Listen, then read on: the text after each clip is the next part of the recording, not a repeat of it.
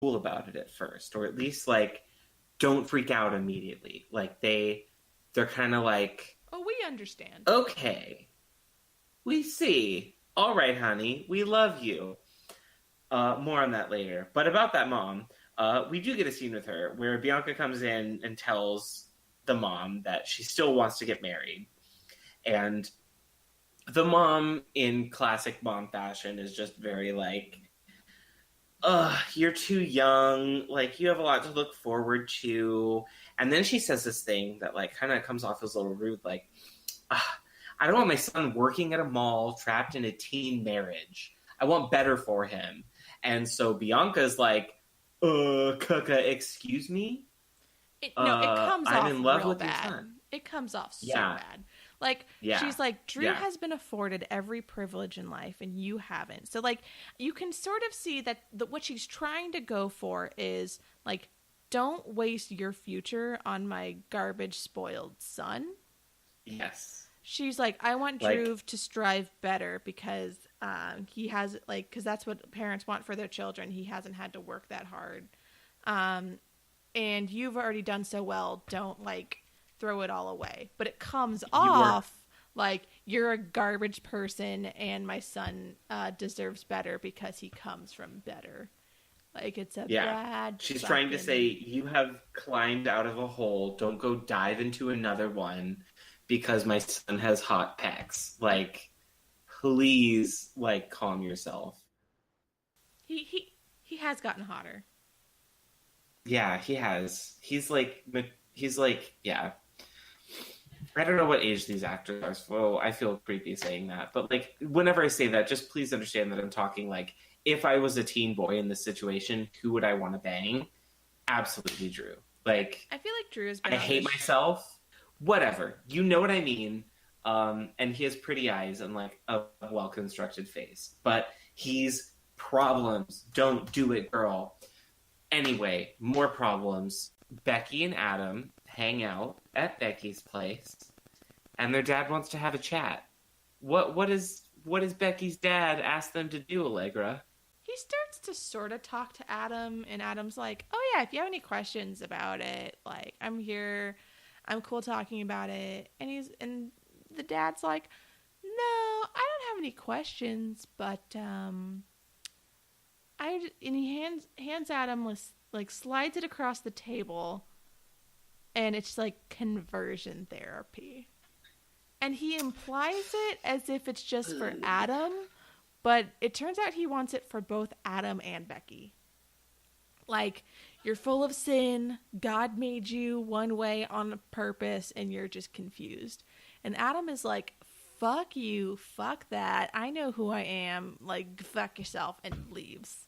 Because he should not have to deal with that shit. And Becky is like, I cannot believe this happened. And I'm like, bitch, you knew this was going to happen. You're the only one who knew it was going to happen. But yeah, This still is what fucking we said was harsh. going to happen like 30 minutes ago in episode 1. This is what like this is what you said was going to happen when your friends tried to convince you that everything was going to be okay, and here we are.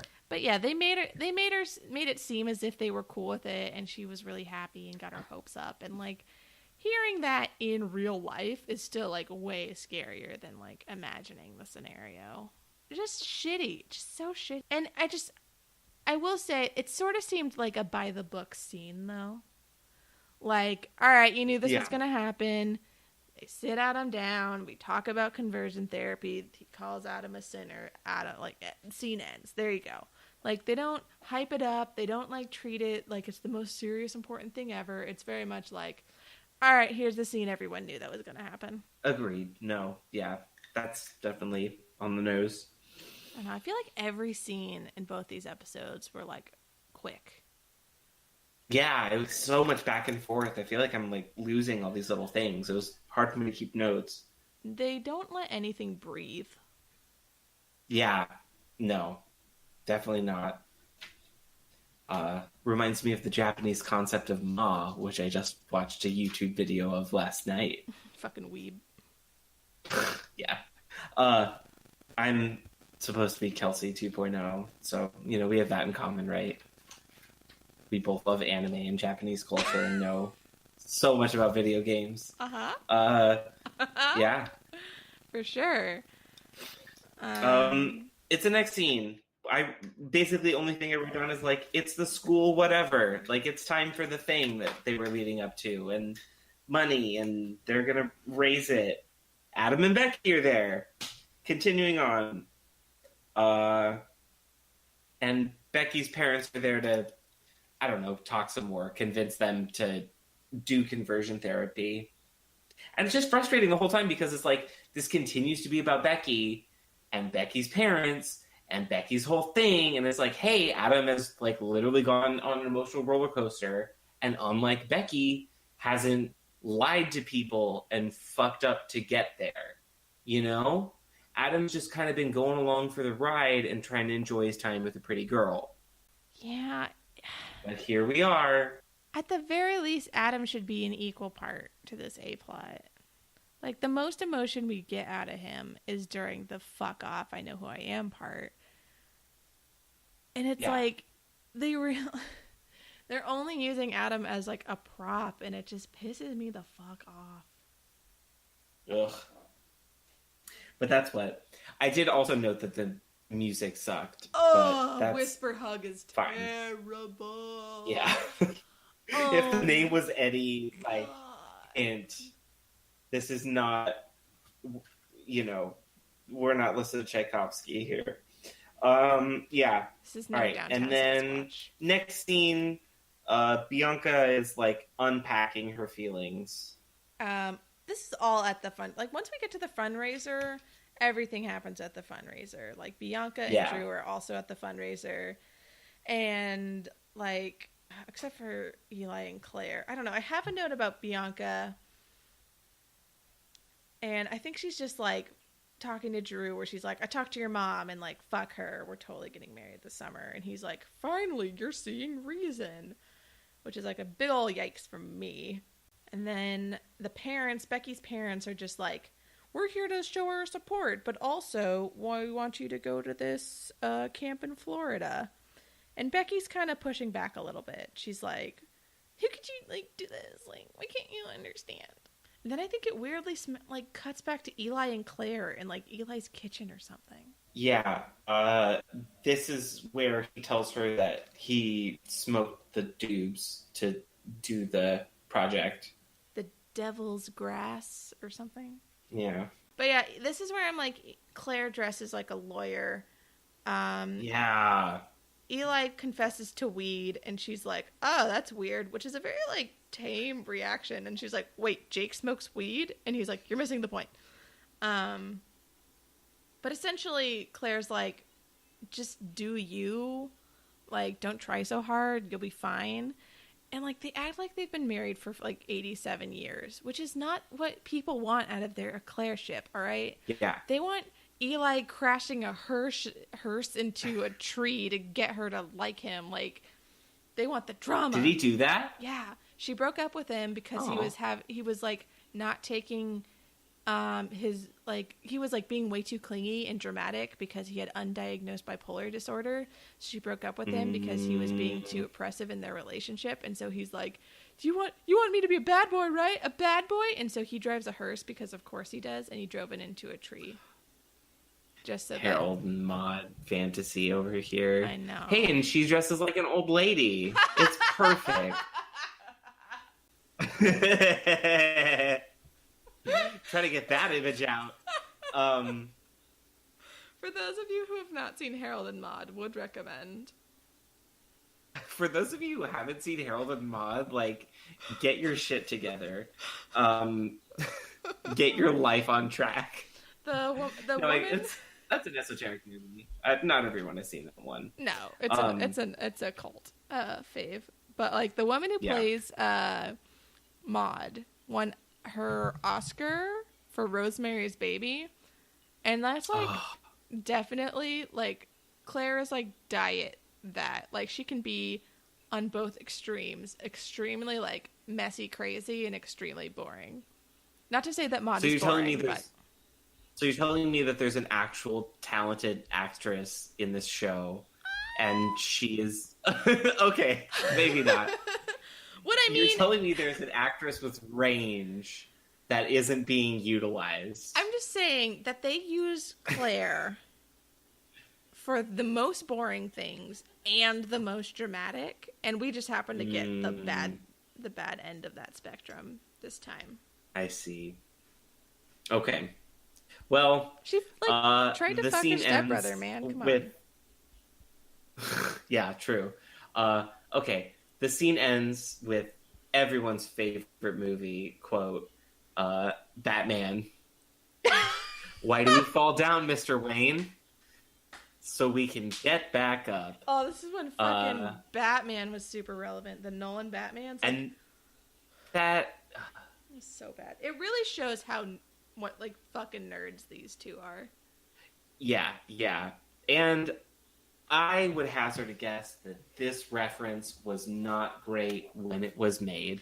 Yeah, I feel like that first Batman movie came out a while ago. It was not a 2013 feature. That was in the late thousands. Okay, so I'm fairly certain. Today of the record is July 20th, and I think I literally saw something today or yesterday or something that was like the 10th anniversary of The Dark Knight. Yeah, Batman Begins came out in 2005, so they are making an 8-year-old movie reference. Get your shit together, all right. Degrassi. Should be all about the Bane references in this universe. Yeah. Is every producer good to say one day? I was born in the darkness, Eli. I don't know. I have a crab Couldn't on my understand face. him in that movie. It was a struggle. I literally didn't know what he was saying. I feel in the bad. First scene. Anyone with auditory issues, I sympathize. All right, whatever. Back to the fundraiser now. After the Batman thing, they bid for the tickets. Bianca's still mad at the mom.